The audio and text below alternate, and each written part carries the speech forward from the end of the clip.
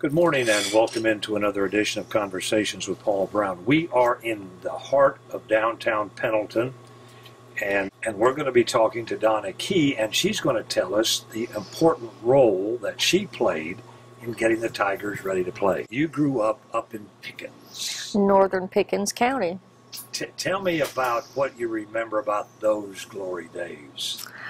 Oh, well, it was so far out in the boondocks. There was nothing to do, no children close by to play with. My grandmother was a quilter. It was just my grandmother and I in the home together. And so out of boredom, she turned me loose on the sewing machine when I was 6.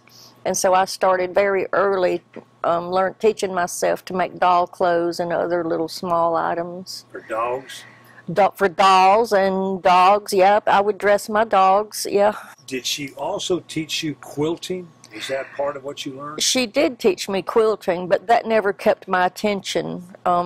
Clothing was more my focus. I was dressing my dolls, making my own doll clothes and dressing them by the time I was 8, 9 years old. By the time I hit junior high, we had home ec in school at the time, and my home ec teacher would let me get on the sewing machines in school and teach my classmates how to do alterations to their clothes, their pant hems and such. For those that are listening that may not remember back when we had home ec and the guys had shop or something to the equivalent. Right. The girls learned what in home ec? Sewing and cooking, yeah. And the guys would learn how to, I don't know, whatever you did in shop, run those big machines, yeah. And photography, actually, I think. Yeah. I worked for the Singer plant in Pickens for a couple of years. Now tell us about that, because that was an interesting place up there. It was the place to work? It was the go-to place if you needed a job, yes. They made all the components and assembled power tools for craftsmen. And I worked on both making the components, running drill presses and milling machines, and also worked on the production assembly lines, putting it all together. Now, were there as many girls as boys working up there at the time? There were probably more girls than boys. Really? Yeah. And you were working all those big machines? Yes. After I started having children and wanted to be at home, I started taking on clientele at home, making wedding dresses and bridesmaids dresses and modeling ensembles. I had several clients that were in the pageant scene, Miss South Carolina, and different scenes. What was it like to see your work and then watch on television? Did any of your gowns win the whole thing? A couple of them did well, yes. It's exciting. It's interesting to see something you've done being broadcast like that. It's a thrill, no doubt. Yeah. For a small town girl to be recognized in some small way, yeah.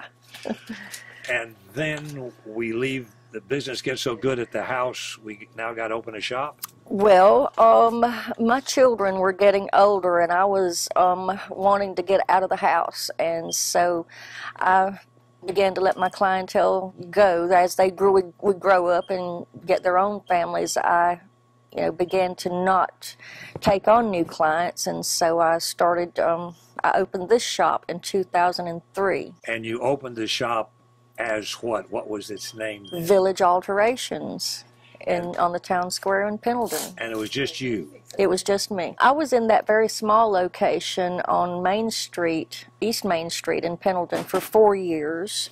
And but then I moved over here to Mechanic Street in 2005. We've grown so much we had to have more room. There are 5 of us now. And tell me where we are for those that remember coming to Pendleton for lunch. On the town square in Pendleton, if you remember where it used to be the Dutch oven and the country kettle, and I believe Sarah Ann's was the name of the restaurant. It was a meat and three restaurant on Mechanic Street, right in the middle of the town square. And you'd go through the line, and then you came back through the door to the non-smoking. Take your tray or through the little door to the non-smoking section, and that's where we are now, is the non-smoking section of the meat and three restaurant. It's been all kinds of things, but in my memory it was the restaurant. When did things get so busy, Donna, that you had to start adding help? I had to take on my first employee after about 3 months of opening. Yeah. There's, in the very original location, there's such a need for sewing, I had no idea. What's the secret to being a good alteration technician? You have to be really picky about what you do. You have to be a perfectionist. You have to want to be able to get it right and make people happy and look good.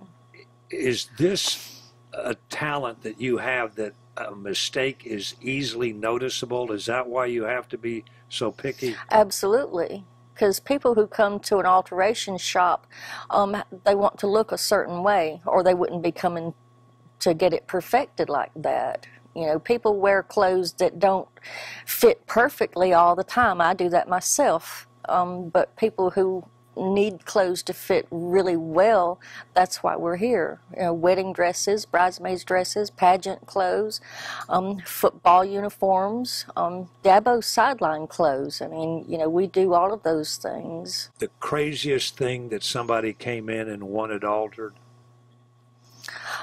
The craziest thing that I've ever done was I did for myself. I made a top for a pop-up camper. The whole thing, I made that, and I understand now why they charge so much for them. That'll never happen again. That's too much work for anybody to do. Could you do it on your regular sewing machine? I did it on a Sears Kenmore, a home Sears Kenmore machine, actually. It was a tough little machine. But I used these machines, commercial machines. These are ones that came out of the manufacturing locations that aren't here anymore. How do you fix them when they break? I take out my hammer and my screwdriver and I get to work on it. I really do. I don't doubt that in a minute. That goes back to being able to use the tools in that in the old Singer manufacturing. Yeah, when we made the power tools, Yep. learning how to work on that stuff. You laid a good foundation. Thank you. Donna Key is our guest, and when we come back, we're going to take up a subject that she briefly talked about, and that is her relationship to Clemson.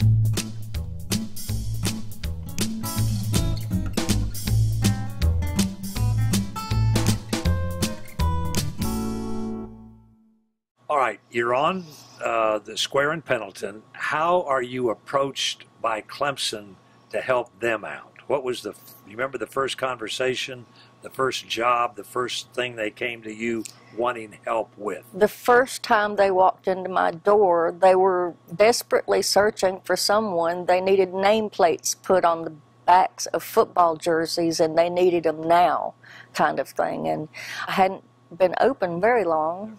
Mid-2000s when they come in. Yes. And you're able to turn it out for them.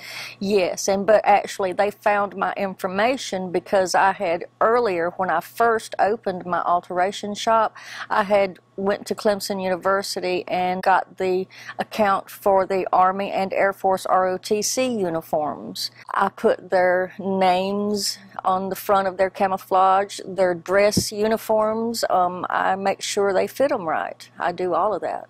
And then all the other stuff that goes... All the patches. At the time, the Army had patches on their dress green uniforms, and we still do. We do all of the uniforms for the graduating cadets, continuing military careers, and we get them ready. We get them looking right. So you went looking for that job and got it? I did, when I first opened. Okay.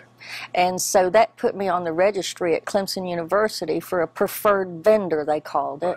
And so when Clemson was looking for someone to sew that day, they looked me up and showed up on my door and said, "We need this now."